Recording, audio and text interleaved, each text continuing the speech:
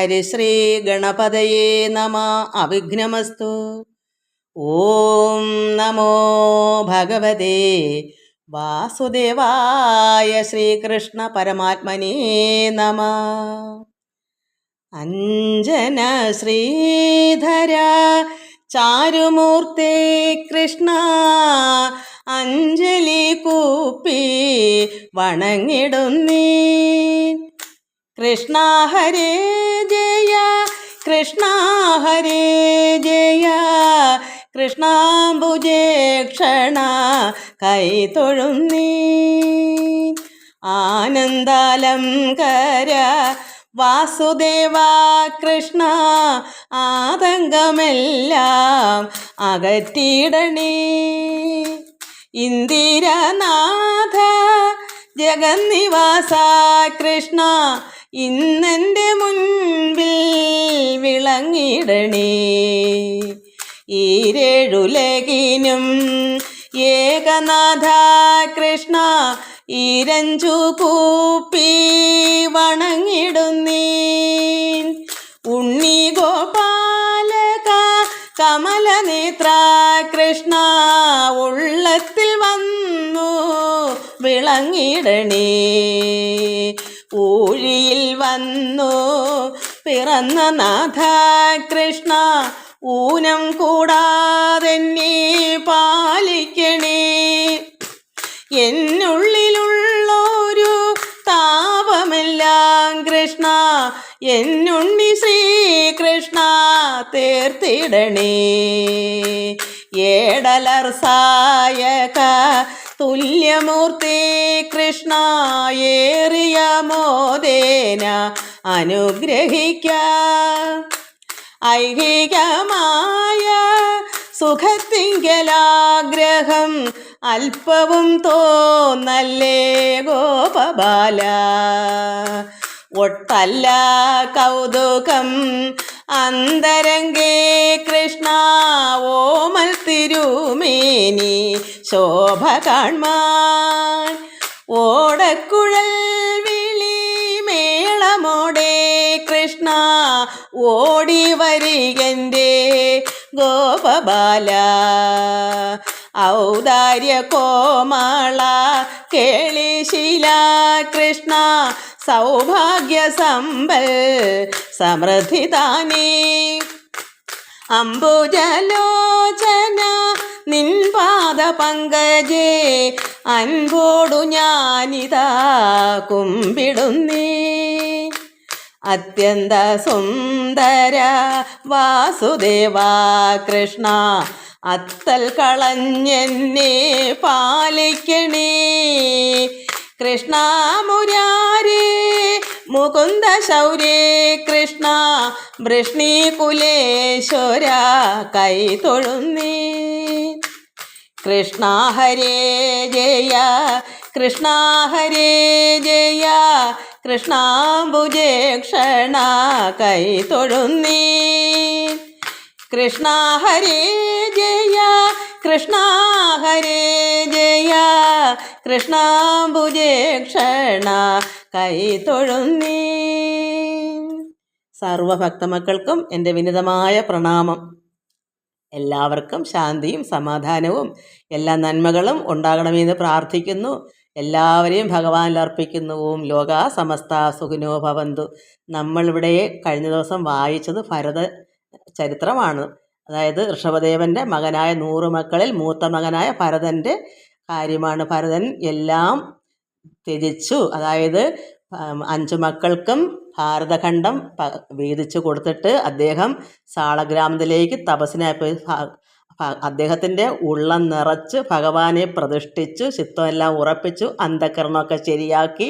അങ്ങനെ ഭഗവാൻ ഒരു ബ്രഹ്മമായി തന്നെ അദ്ദേഹം അങ്ങനെ തന്നെ എല്ലാം ത്യജിച്ചിട്ട് തന്നെ ഒരു യഥാർത്ഥ ജ്ഞാനിയായി അദ്ദേഹം തപസ്സിന് വേണ്ടി അവിടേക്ക് പോയി, എല്ലാം ഉപേക്ഷിച്ചിട്ട്. അതാണ് നമ്മൾ വായിച്ചുകൊണ്ടിരുന്നത്. നമുക്കതിൻ്റെ ബാക്കി വായിക്കാം.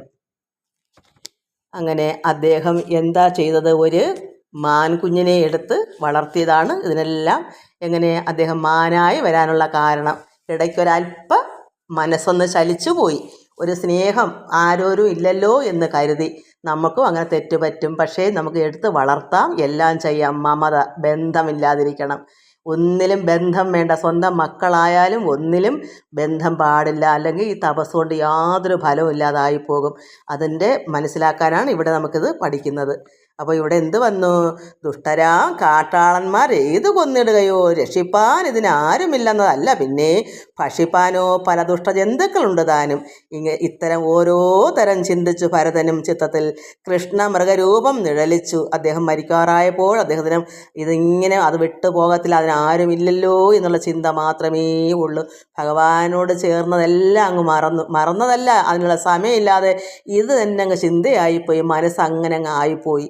അപ്പോൾ ചെയ്തു വെച്ച കർമ്മങ്ങളെല്ലാം സാളഗ്രാമ ശുദ്ധ അന്ധകരണനായതും തത്വജ്ഞാനം വന്നതും ഭക്തി ദിനം പ്രതി വർദ്ധിച്ചതും ഭഗവാനെ ചിത്തത്തിലാക്കിയതും ബ്രഹ്മജ്ഞാനം ഉറപ്പിച്ചതും യുക്തനായിരുന്നു ഉപാസിക്കുന്നു എല്ലാം തന്നെ ഈ മധ്യാഹ്ന ഒരു ദിവസം ആ നദിയിൽ പോയി ഈ കുഞ്ഞിനെ വെള്ളത്തിൽ ഒഴുകി വരുന്നൊരു കുട്ടിയെ കണ്ടു, മാനിനെ. അപ്പോഴും മുതൽ ഇതെല്ലാം കുറേശ്ശെ പോയി. ഈ കിട്ടിയ നല്ല നല്ല ജ്ഞാനങ്ങളെല്ലാം അല്പാൽപ്പം കുറഞ്ഞ് ഒട്ടുമില്ലാതങ്ങായി ഈ കുഞ്ഞ് കാരണം. അതാണ് നമ്മളിത് മനസ്സിലാക്കേണ്ടത്. അങ്ങനെ അദ്ദേഹം മരണസമയത്ത് ഈ കൃഷ്ണരൂപം തന്നെ ഉള്ളിലങ്ങനെ നിഴലിച്ചപ്പോഴോ ഈ അരികെ ഈ കുഞ്ഞ് അതിനറിയില്ല, അതിൻ്റെ ഉടമസ്ഥൻ ഇദ്ദേഹമാണല്ലോ. അതുകൊണ്ട് ഈ കുട്ടി എന്ത് ചെയ്യുന്നു? അദ്ദേഹത്തിനോടൊപ്പം തന്നെ ഇരിക്കുവാണ്. അപ്പോൾ എന്ത് വന്നു? അരികെ നിൽക്കുന്ന ഒരു ഹരണ ഗുണകത്തെ സ്മരിച്ചുകൊണ്ടിരിക്കുക, ഓർത്തോണ്ടിരുന്നങ്ങ് മരിച്ചുപോയി ഈ ഭരതൻ. അപ്പോൾ പിന്നെ എന്ത് വന്നു? അങ്ങനെ മരിച്ചപ്പോൾ ഉടനെ തന്നെ ജനിച്ചു ഹരണമായി. അങ്ങനെ ഒരു മാൻകുട്ടിയായും ജനിച്ചു. ഹരണമായി തന്നെ ജനിച്ച ഭരതനും സ്മരണം കഴിഞ്ഞ ജന്മത്തിലേതുണ്ടായി വന്നു. അപ്പോൾ ആ കുട്ടി ജനിച്ചു വന്നപ്പോൾ തന്നെ ഈ കുട്ടിയുടെ ഉള്ള അത്രമാത്രം ഭഗവാനിൽ ചേർന്നിരുന്ന ഒരു വ്യക്തി ആയതുകൊണ്ട് അദ്ദേഹത്തിന് ആ മാനിൻ്റെ ഉള്ളിൽ ഈ ഭരതന് കഴിഞ്ഞ ജന്മത്തെ ആ ഭരതനായിരുന്ന സമയത്തുള്ള ഓർമ്മ വന്നു. ഈ മാനായെങ്കിൽ പോലും ഓർമ്മ വന്നു. അപ്പോഴെന്ത് വന്നു? മൃഗസംഘം കൊണ്ട് സംഘം എന്നുവെച്ചാൽ അതിൻ്റെ കൂട്ട്, അതിൻ്റെ ബന്ധം, ഈ കുഞ്ഞിനോടുള്ള ബന്ധം, അതാണ് മൃഗസംഘം കൊണ്ട് ഞാൻ മൃഗമായി വന്നിതെന്ന് അകമേ ചിന്തിച്ചത് സംഘമുണ്ടാകാ ഇനിയെങ്കിലും സംഘം ഉണ്ടാകായ്വാനായി. അതുകൊണ്ട് ഇനിയെങ്കിലും അങ്ങനെ ഇത്രയും ഒരു സംഘം വന്നുകൊണ്ടൊരു മാൻകുട്ടിയായി. അപ്പോൾ ഇപ്പോൾ അദ്ദേഹം വിചാരിക്കുന്നു ഇനിയെങ്കിലും ഇതങ്ങനെ വന്നുകൂടാ, ഇനി എന്ത് ചെയ്യണം? ഈ കുട്ടി അമ്മയുടെ കൂടെ തന്നെ ഇങ്ങനെ സഹകരിച്ച് നടക്കുകയും മാൻകൂട്ടത്തിൻ്റെ കൂടെ നടക്കുകയും ചെയ്യുമ്പോൾ അത് വീണ്ടും ഒരുപാട് മനസ്സുകൊണ്ട് ചിന്തിച്ച് അതേ കൂട്ടത്തിലേക്ക് പോകും. വീണ്ടും അത് മൃഗമായി തന്നെ വന്നുകൊണ്ടിരിക്കും. കാരണം അതിന് മറ്റ് ചിന്ത അറിയത്തില്ലല്ലോ. ഇത് ഉള്ളിൽ ഇദ്ദേഹം ജ്ഞാനി ആയതുകൊണ്ട് തിരിച്ചറിഞ്ഞു, ഞാനൊരു ഭരതനായിട്ട് ആയിരുന്നു, ഇത് ഒരു സംഘം വന്നുപോയതാണ് എന്ന് അദ്ദേഹം മനസ്സിലായതുകൊണ്ട് അദ്ദേഹം എന്ത് വന്നു? അകമേ ചിന്തിച്ചത് സംഘമുണ്ടാകായ്വാനായി മാൻകൂട്ടത്തെങ്കിൽ നിന്നു പിരിഞ്ഞു താനേ തന്നെ സങ്കേതം ചെന്ന് പുലഹാശ്രമം പുക്കാനവൻ. അദ്ദേഹത്തെ ലക്ഷ്യം അയാൾ മനസ്സിലാക്കി. ഇനിയെങ്കിലും ഇത് പാടില്ല, അതുകൊണ്ട് ഇനി സംഘം പാടില്ല. ഇനി തള്ളയുടെ കൂടെ നടന്നാൽ ഇനിയും സംഘം മുമ്പോട്ട് പോകും, അതുകൊണ്ട് ഇവിടെ വെച്ച് നിർത്താം എന്ന് കരുതി അദ്ദേഹം പുലഹാശ്രമത്തിൽ ചെന്നിട്ട് എന്ത് ചെയ്തു? തീർത്ഥസ്നാനവും ചെയ്തു, ദേഹത്യാഗവും ചെയ്താൻ. അദ്ദേഹം ആ ദേഹത്തെ കളഞ്ഞു. നമ്മളെങ്ങനെ ആത്മഹത്യ ചെയ്യുമ്പോൾ നമ്മളെ ദേഹം പോകുന്നത് പോലെ അദ്ദേഹം അതിൻ്റെ രീതിയിൽ സ്നാനമൊക്കെ കുളിയൊക്കെ ചെയ്തിട്ട് തീർത്ഥസ്നാനമൊക്കെ ചെയ്തിട്ട് അദ്ദേഹം ദേഹത്തെ ഉപേക്ഷിച്ചു. അദ്ദേഹം മരിച്ചു കളഞ്ഞു. എന്നിട്ട് ധാത്രിയിൽ ബ്രാഹ്മണനായി പിറന്നാൻ അവനുടൻ. അത്രമാത്രം കർമ്മം ചെയ്ത് വെച്ച ആളാണ്, അതുകൊണ്ട് അദ്ദേഹത്തിന് ബ്രാഹ്മണനായി പിറക്കാം. അതുകൊണ്ട് അദ്ദേഹം ഒരു ബ്രാഹ്മണനായി പിറന്നു. ചൊല്ലെഴുന്നോരങ്കിരപ്രവരനായുള്ളൊരു നല്ല ഭൂസുരൻ പണ്ട് 2 പേട്ടിരിക്കുന്നാൾ. അദ്ദേഹത്തിന് 2 ഭാര്യമാരുണ്ടായിരുന്നു. ഈ അങ്കിരപ്രവാരനായുള്ളൊരു നല്ലൊരു ഭൂസുരൻ, ഒരു ബ്രാഹ്മണൻ. 2 ഭാര്യയിൽ ഒരുത്തി പെറ്റുണ്ടായത് 9 തനയന്മാർ, ഒരുത്തി കന്യാകുമാരന്മാരെ പ്രസവിച്ചാൾ. അപ്പോൾ അതിൽ 2ാമത്തെ ഭാര്യ കന്യാകുമാരന്മാരെ വെച്ചാൽ സ്ത്രീ, ഒരു പെൺകുഞ്ഞും ഒരു ആൺകുഞ്ഞും ആണോ അതെനിക്ക് അറിയത്തില്ല.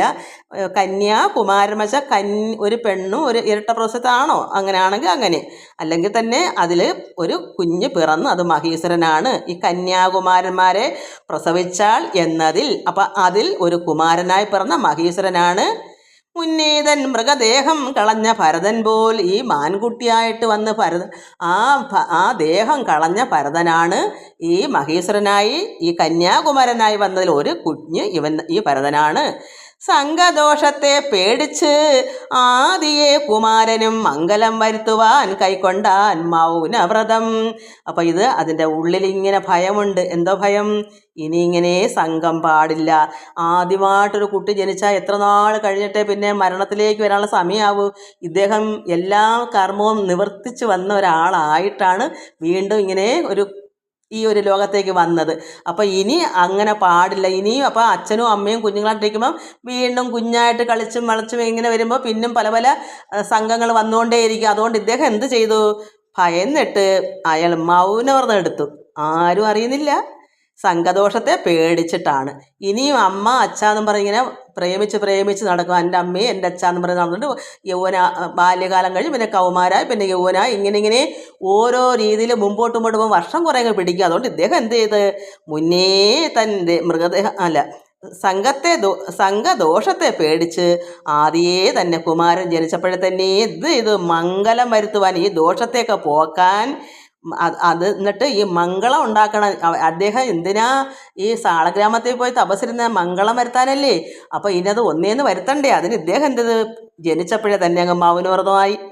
മംഗലം വരുത്തുവാൻ കൈക്കൊണ്ടാൻ മൗനവ്രതം. അമ്മാന്ന് പോലും വിളിച്ചിട്ടില്ല. അദ്ദേഹത്തിന് അറിയാം. അപ്പോൾ അമ്മാന്ന് പറഞ്ഞ് സ്നേഹിച്ച് പിന്നെ കുറേ നാൾ ഒട്ടി അങ്ങനെ നടക്കും.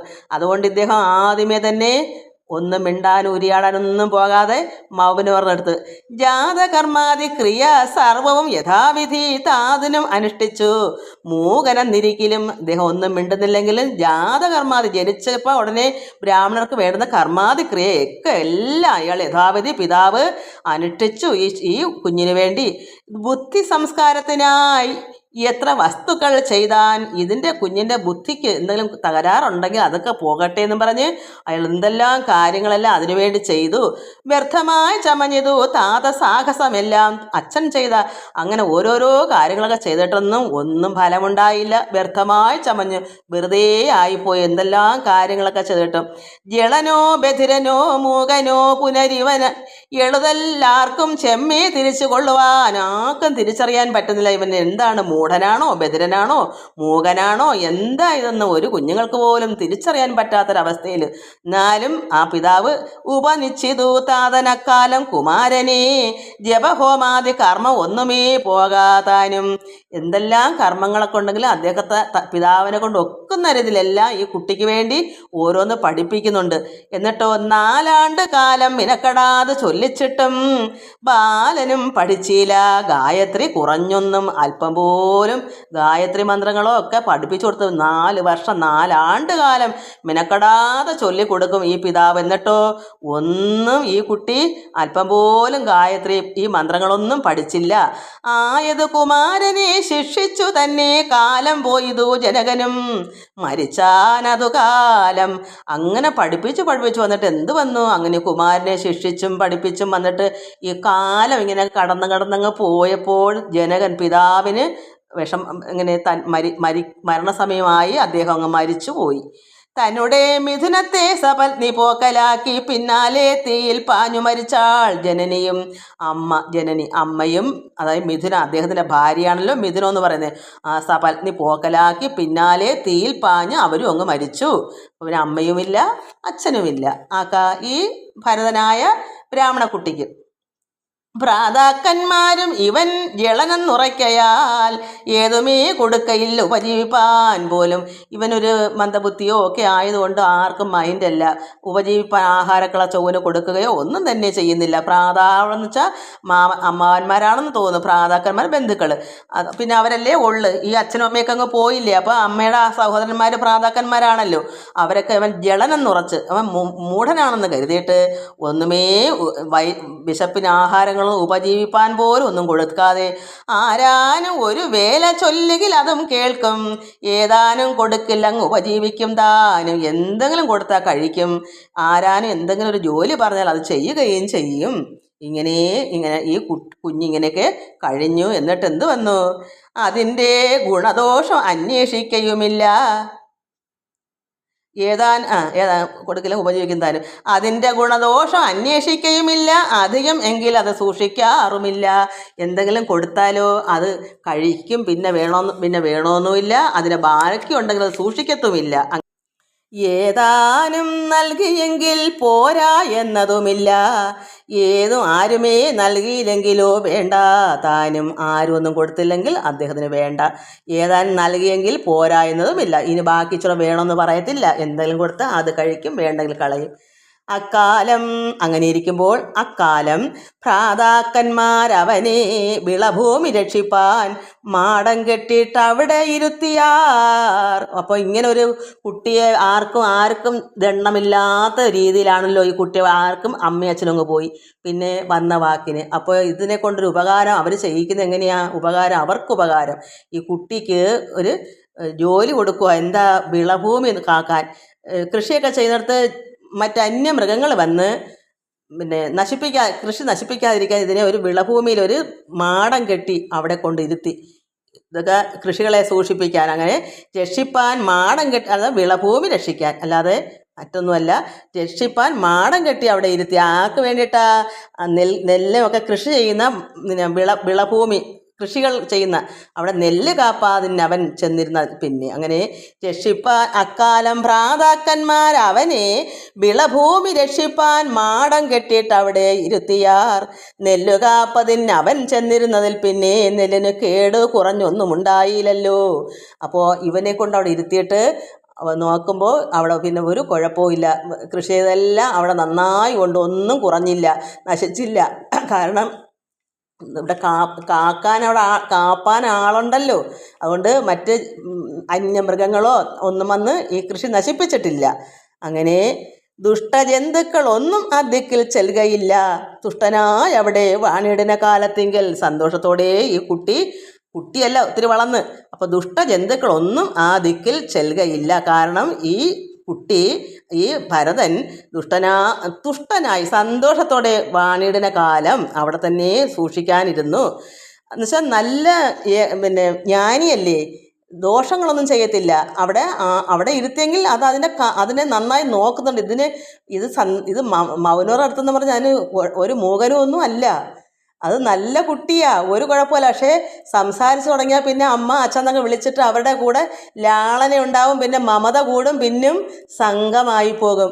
അതുകൊണ്ട് മനഃപൂർവ്വം ആ ദോഷം മാറാൻ വേണ്ടി ഇത് മൗനോർന്ന് എടുത്തേക്കുന്നതാണ്. അത് പിതാവിനോ മാതാവിനോ മറ്റാർക്കും അറിയത്തില്ല. ഇദ്ദേഹം തന്നെ ചിന്തിച്ചുറച്ചങ്ങനെ ചെയ്തതാണ്.